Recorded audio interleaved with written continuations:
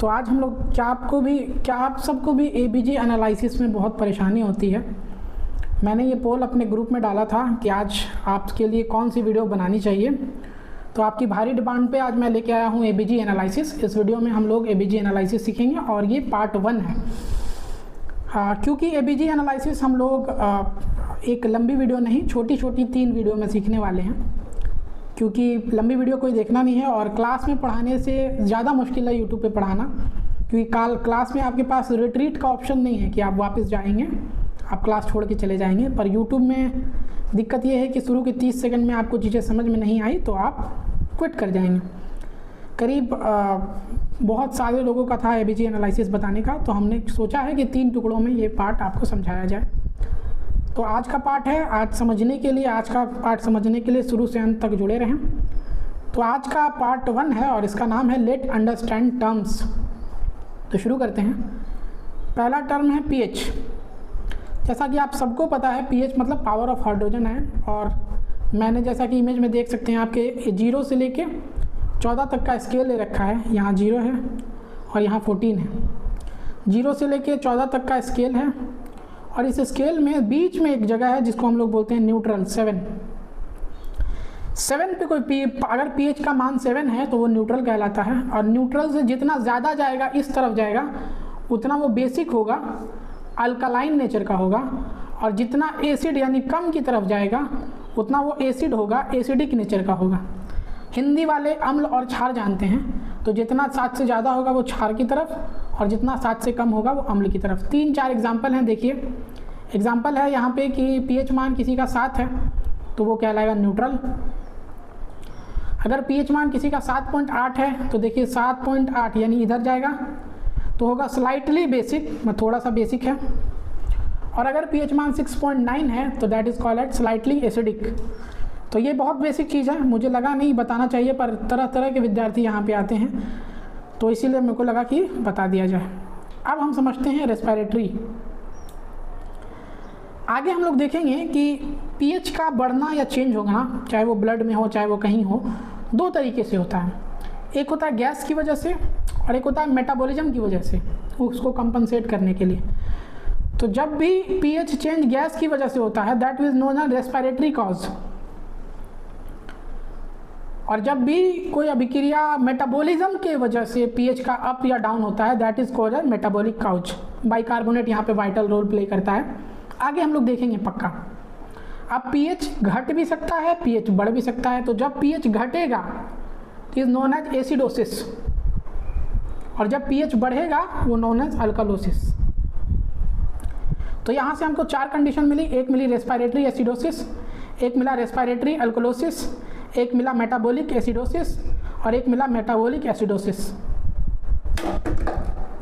अब इसके बाद 3 तरह की और चीज़ें आती हैं। अपनी तस्वीर को हम किनारे रख के आपको बताना चाहते हैं। अगर चीज़ें कंपनसेट मतलब एसिडिक इन्वायरमेंट ने बेसिक इन्वायरमेंट को कंपनसेट करके काट दिया तो that is known as fully compensation, fully compensated. और अगर बाइकार्बोनेट ट्राई कर रहा है, HCO3 ट्राई कर रहा है लेकिन कंपनसेशन हो नहीं रहा, पीएच नॉर्मल हो नहीं रहा है, that is known as half compensation. और बाइकार्बोनेट ने ट्राई ही नहीं किया, कंपनसेशन शुरू ही नहीं हुआ, that is known as uncompensation. इसके बारे में हम लोग बहुत डिटेल में आगे पढ़ेंगे, ये बस टर्म समझाने की शुक्र कर रहा हूँ मैं। तो यहाँ से अगर आप ध्यान दें तो 2 गुना 2 गुना 3, 2 दूनी की 4 3 12, यानी टोटल 12 तरह की कंडीशन हमें मिलेंगी। कौन कौन सी कंडीशन मिलेंगी उसके लिए देखिए। तो पहला तो देखिए यहाँ से हमने किया है रेस्पिरेटरी एसिडोसिस, उसके बाद 1 2 3 तीनों, फिर मेटाबॉलिक अल्कालोसिस, फिर 1 2 3 ऐसे करके। तो पहली कंडीशन जो हम लोग मिली कि रेस्पिरेटरी एसिडोसिस कंपनसेटेड। दूसरी कंडीशन मिलेगी रेस्पिरेटरी एसिडोसिस हाफ कंपनसेटेड, या इसको स्लाइटली कंपनसेटेड भी बोलते हैं। तीसरी कंडीशन मिलेगी respiratory acidosis fully compensated. 3 condition ये हुई।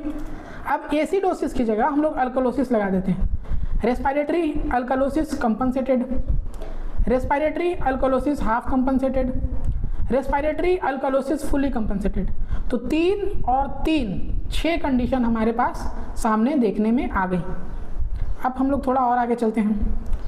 वैसे ही मेटाबॉलिक एसिडोसिस में metabolic acidosis compensated, metabolic acidosis uncompensated, metabolic acidosis half compensated, metabolic alkalosis में आ जाते हैं। Metabolic alkalosis fully compensated, metabolic alkalosis half compensated, metabolic alkalosis अनकंपनसेटेड।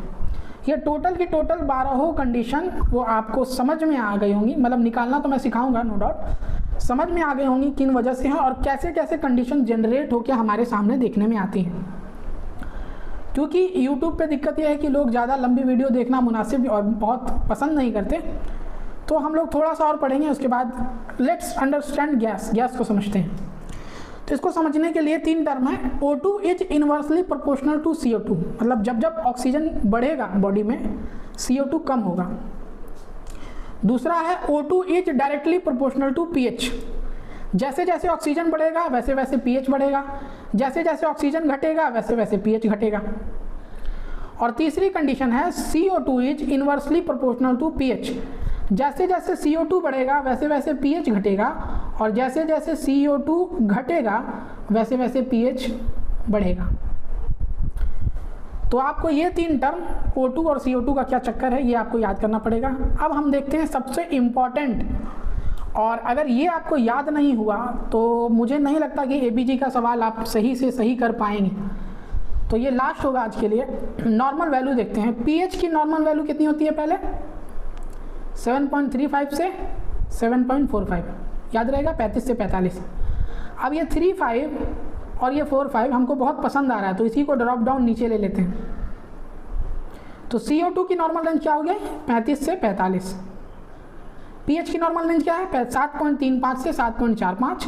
CO2 की नॉर्मल रेंज क्या है? 3.5 यानी 35 से 45। और बाइकार्बोनेट आयन की नॉर्मल रेंज क्या है? 22 से 28। फिर से ये बात मेरे साथ आप रिपीट करेंगे। pH की नॉर्मल रेंज 7.35 से 7.45, CO2 की नॉर्मल रेंज 3.5 से 4.5 और बाइकार्बोनेट आयन की 22 से 28।